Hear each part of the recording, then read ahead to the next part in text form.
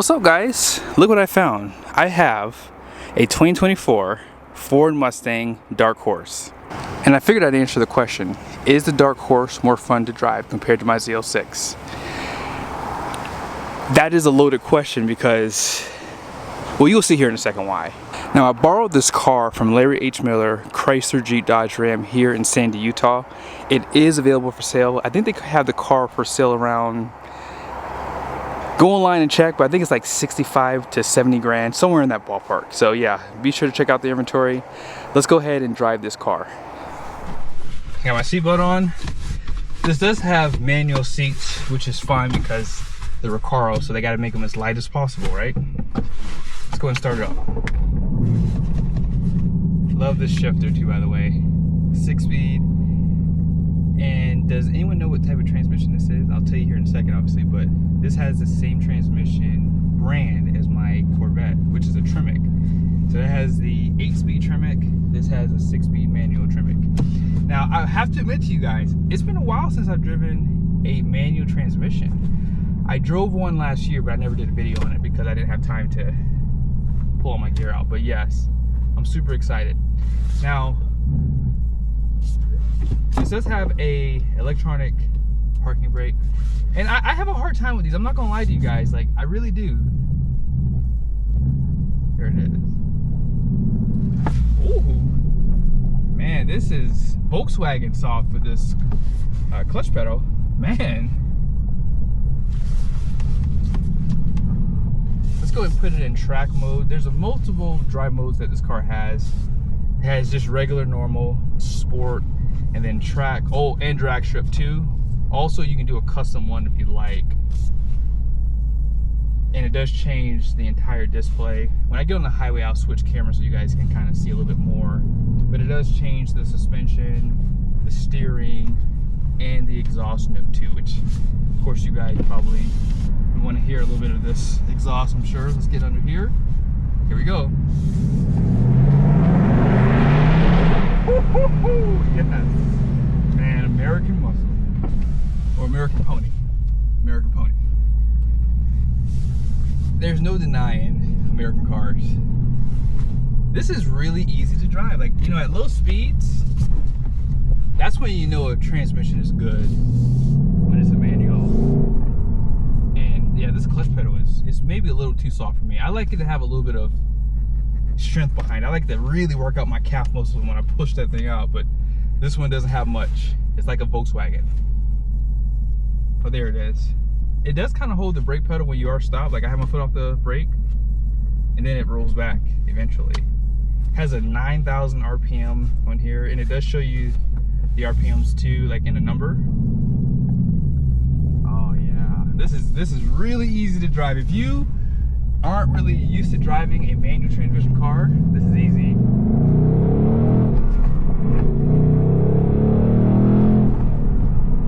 Oh yes, feels good.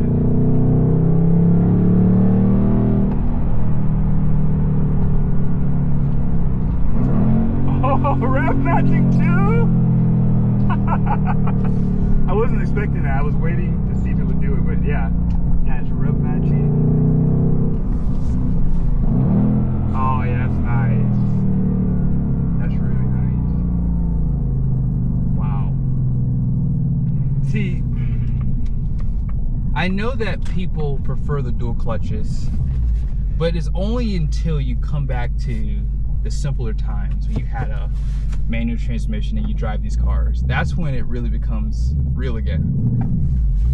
But again, there's a lot more people driving on the roads, so driving a manual transmission is not as easy, so I understand.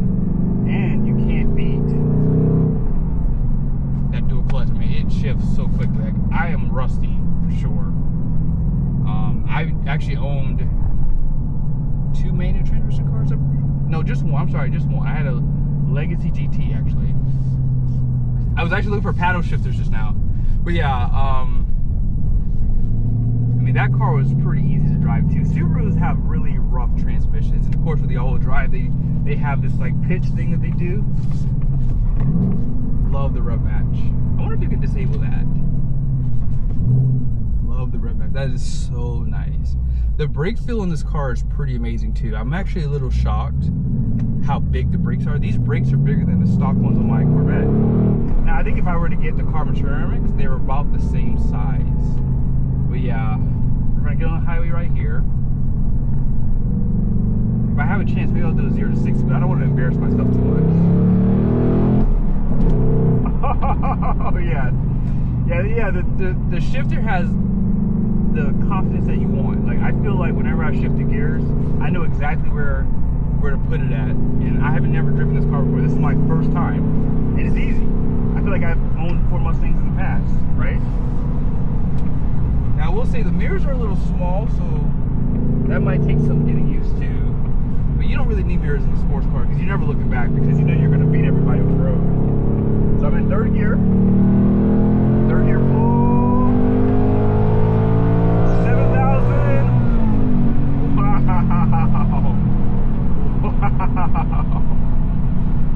7,200 RPMs. So now I'm sitting in 6th gear at 2,200 RPM. So that has some pretty low gearing back there at 80 miles an hour. I'm at 2,200 RPMs. The exhaust sounds really good in this car too. This car is quick. You know, honestly, with the suspension, this has a McPherson front suspension, which I was a little shocked by that, a little bit. But that's only because I'm not a big Mustang gearhead, so that's probably what they've always had. I would have thought they would have had maybe an independent. That's the 5th gear pull. 80, 90. Yeah, there's a lot of power, even in 5th gear. Amazing. But I love the readout. This is in track mode. Let's put it in sport mode really quickly so you guys can see what it looks like. So sport mode. There it is. So yeah, it does change the readout a little bit for you. Let's go down in 4th gear. Get over real quickly. Let's go down into 3rd gear. Oh, a little backfire right there. Oh yes. Very, very fun car to drive. This is where, if you don't care so much about 0 to 60 times, that's why you buy this. Oh. Yes. Yeah, this is a better car if you want something that you have the row gears in. This is so much fun to drive.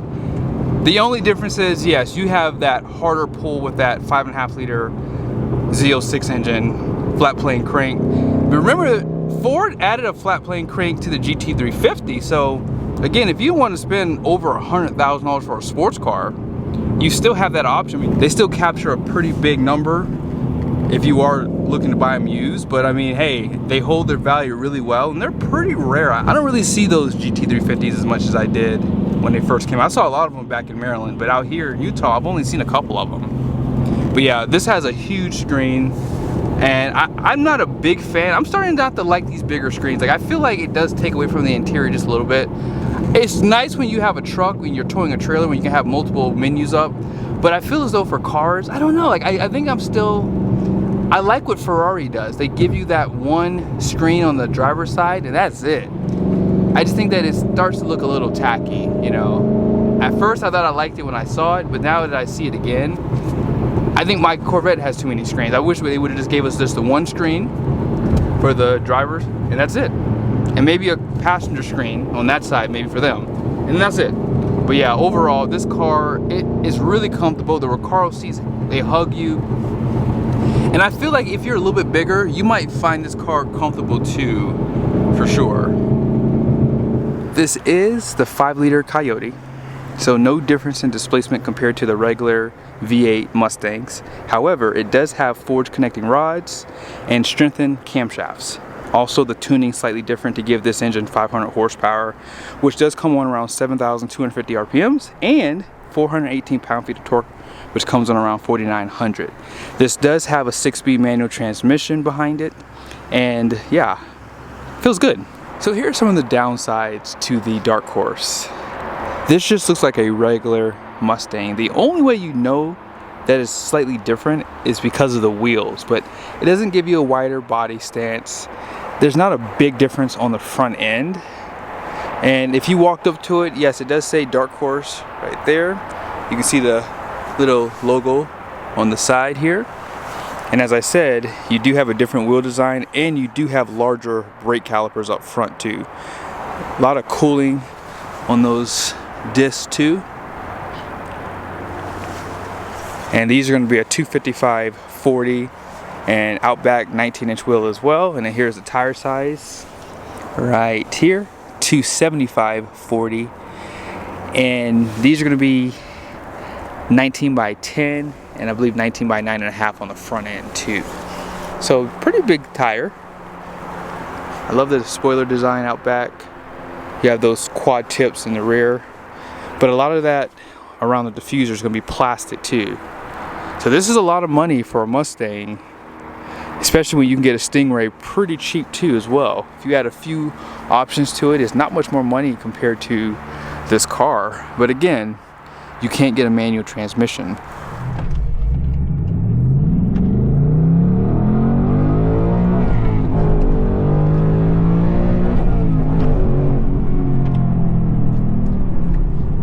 That was terrible at 6.36. This is my launch. I'm not going to drop the clutch obviously on this car, it's not mine, but yeah. That's the negative about a manual transmission car. We are a little bit higher above elevation, so that's going to affect horsepower. I think every 1,000 feet, 3% you lose. Not making excuses, just saying that, yeah, you're going to have a little bit off 0 to 60 times here in Utah. I think we're like at 4,300 feet or so. But yeah, again, as I said, this car is really easy to drive. The transmission shifts smoothly. And yeah, this car only has, I think, what, 2,000 miles on it, I think? Something low. Yeah, I mean, when you're just cruising, you never know that you're driving a Mustang. It feels so composed. And it handles really good too. Like when you turn, like the steering is very precise. I mean, it's almost a little too precise in some cases. And they've always had a good design for the steering wheels too. It has a flat bottom. But yeah, one thing I love is that rev match.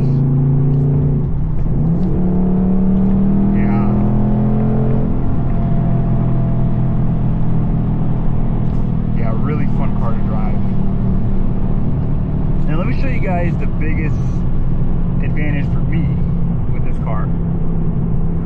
The one selling point of this car that my Corvette doesn't have is you don't have a back seat.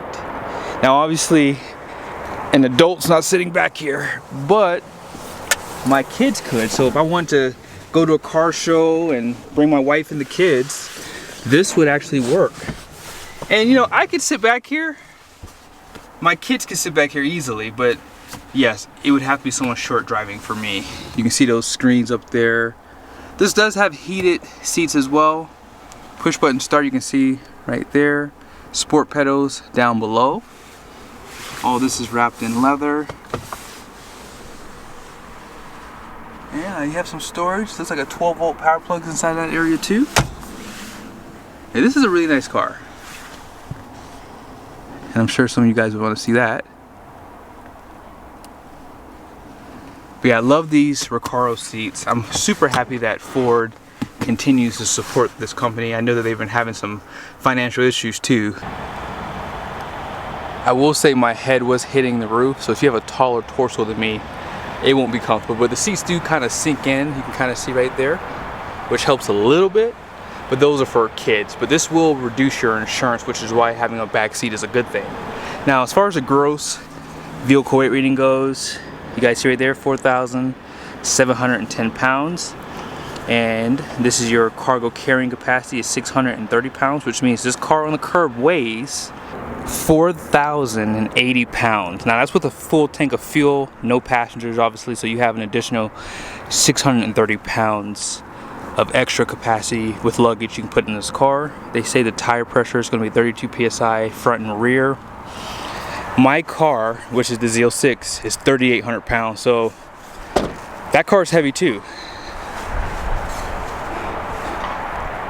So let's answer that question. Is the Ford Mustang Dark Horse more fun to drive compared to my Corvette Z06? The answer is, the Corvette Z06 has a dual clutch transmission, and those shifts are so fast that it's just out of this world. Now, if I had some time with this Dark Horse, if I maybe spent a week with it and really got used to driving a manual transmission, maybe that would change things. But I have to admit to you guys, that clutch feel is just a little too soft for me. It needs to be a little stiffer for me, for sure. Also, the Ford Mustang Dark Horse, there's nothing really special about this car. Yes, it does have a nice look to it, but it's not too far off the beaten path compared to the regular 5.0 Mustang. I think that for the money, I'd rather just get the 5.0 without this package. Get the, is it a 10-speed transmission, I believe? Get that transmission and then just do some light mods to the car, and I think that you can get more for the money out of it. I mean, right now Ford Mustangs aren't selling that great, so you can get a pretty good deal on one of those cars too. But apart from that, I mean, the Dark Horse is going to hold its value a lot better compared to the regular Mustangs too, because these are hard to get. I mean, last year they weren't mass producing these cars. I want to say that they probably even numbered them, if I can remember correctly. There wasn't many of them built, and I don't know why they did that, because this car is really nice, but it's not too far off of a regular Mustang in my opinion. So if this car was around $50,000 compared to the Corvette Stingray's $68,000, $70,000 price point, I think that this would be a better contender. But because of the money, there's a lot of cars out there with similar performance as this, and I mean, listen, I think the Ford Mustang kind of went in the wrong direction with this new redesign too. So hope you guys liked the video. It's definitely a nice car. I had fun today for sure, but I don't know if it's more fun compared to my Z06. And even if I had a Stingray, for the comparison sake of it, like to be more apples to apples, I think the Stingray would still be a better buy over the Dark Horse.